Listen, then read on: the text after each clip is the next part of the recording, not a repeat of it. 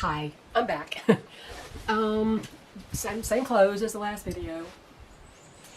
I want to talk to you a little bit about, I've talked about the intelligence of chickens, and people say, oh, I don't believe you. I don't believe you. And I have statistics. I have a video on that, and I have statistics about how they can learn.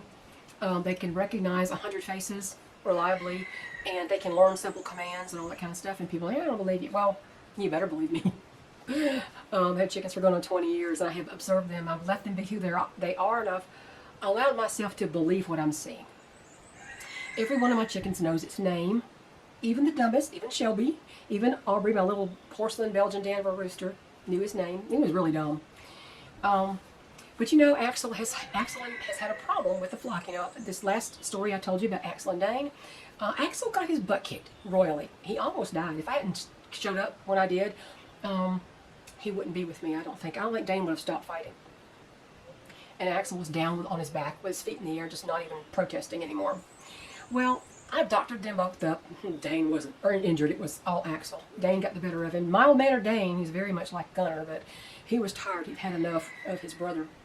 And I put them, so I thought, oh, okay, they can never be together again. So I let them heal up. Let him heal up, Axel heal up. He had Wren with him, little Wren, and, that kind of was an accident. They were supposed to be out together. And so he has his one little hen. Well, I got to thinking, maybe that taught him a lesson. And so one day I took a chance and I let them out at the same time the big group was out. And every time Axel or Dane would start to go get to each other, I say, no fighting, Axel, no fighting. Because every time I'd have to separate them, and before, I'd wait for my turn to grab one up and I'd go, no fighting, no.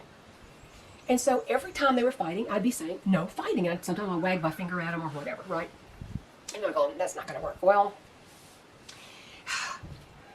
if you say a phrase or a word often enough and you associate it with something, like every time you talk to each one of them, you say, Axel, what a good boy you are. Hi, Axel. You repeat the name, they get to associate that name with themselves. And that's how they learn their names. Well, I say that to both Dane and Axel.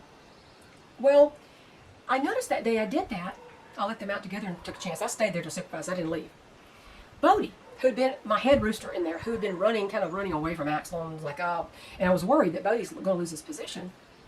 Bodie got his mojo back. Axel had been gone for a little bit, healing up, and I don't know, Bodie probably saw the first part of that fight where he got so bloodied up. And Bodie was on the job.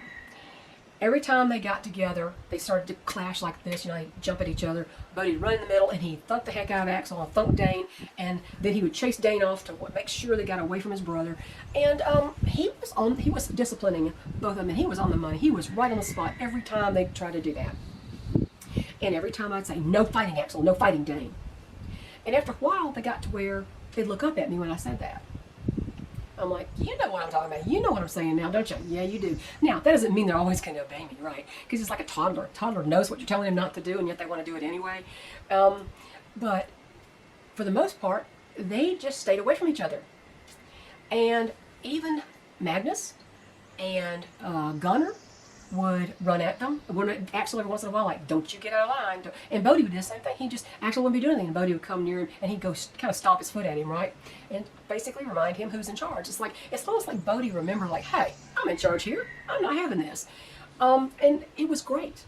No fighting that day. Well, I put Wren and Axel back in the pen. They'd been living in the back, separated from the others, after they were, brought in, because they didn't know how long that would last. Well, that was fine. The next day, same thing. Only they didn't clash with each other hardly at all. Axel tends to want to run after Forrest. Forrest is defective. He has his hip issue, and he can't run correctly. That's why his name's Forrest. And Forrest is now afraid of Axel. So I do believe that Axel, in the hierarchy, if they establish a permanent hierarchy, I do believe that Forrest is at the bottom again, even though Axel's much younger.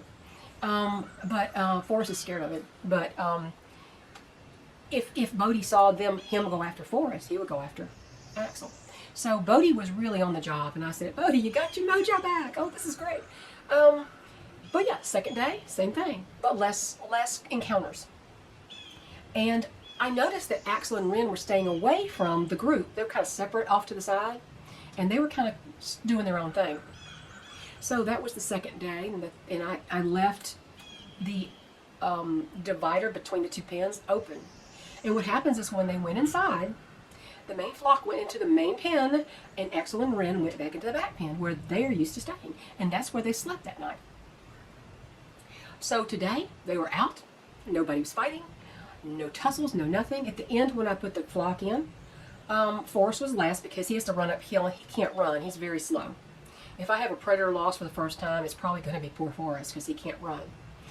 He was trying to avoid Axel. Axel was kind of trying to intimidate him. I said, Axel. He started running toward Forrest with that little threatening move they do with their head. And I said, Axel, no fighting. And he turned around and went back to the barn. And I said, come on, Forrest, I won't let him beat you up. And I escorted Forrest all the way to the barn. Axel went right to the back of the pen where he was. See, pens are separate pens, but there's the wall between them has an opening, and I have a screen over it for now. I'm having no problems with fighting, inside or out.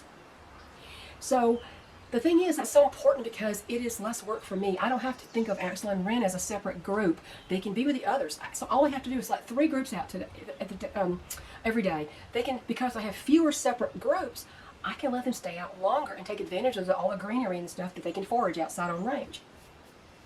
So I think I may be on the way of solving that problem. I didn't think I could do it. But I thought, well, if Axel is ever going to learn his lesson, if he's ever going to show that he knows he's not supposed to do it, it'd be after Dane literally had him on the ground and on the way to dying. And so, you know, that to me, that shows intelligence. You can, if you have every time, see, Axel began to associate the no fighting command with him fighting. And every time I grab him and separate him and pull him up, I'd yell, no fighting, you know, in his face. And they get to understand what you mean. And even Dane, they'd be just kind of circle each other, sort of, not really kind of looking sideways at each other. I'd say, no fighting, Dane. He'd look up at me and walk off. So they do learn. They can learn, but you got to be consistent. You got to be persistent. And you have to be there to supervise until you are confident that they probably are not going to kill each other. So that's what I want to tell you about that. Changing chicken behavior can be done if the chickens you have are moderately intelligent. You know, some are not that intelligent. Some are extremely smart for their species. Not extremely, I mean, when I say extremely smart, they're not going to do math problems, obviously, but they're extremely smart for their species. You got to understand what their intelligence is, and even guineas. Anybody's had guineas can tell you, will tell you, they're the dumbest birds on earth, right? And because you can open a gate, they can walk out the gate, and then they run back and forth at the fence trying to figure out how to get back in when the gate's right there. And they say they're just so stupid. And I used to say, well, they're not really. They're barely domesticated. They're from Africa. They're not nearly as domesticated as chickens. And they have intelligence. They just have an alien intelligence. And I know that because they were always getting up on my satellite dish trying to phone home. So don't dismiss the intelligence of a species out of hand just because that's all you've heard. Because I happen to know it's not true. Now, I'm not saying that guineas are the smartest thing on it. They're not the brightest bulbs in the package. If you watch them, they're really dumb. But I think it's just because I don't understand the type of intelligence they have as much as I understand the chickens. So that's my chicken video for the day. And I may release it I may have released this right after the other one. I don't know. Because I don't do live videos. And I'd rather just sit down there and edit everything because I've got to go back to work on my quilt. So catch y'all later. Bye.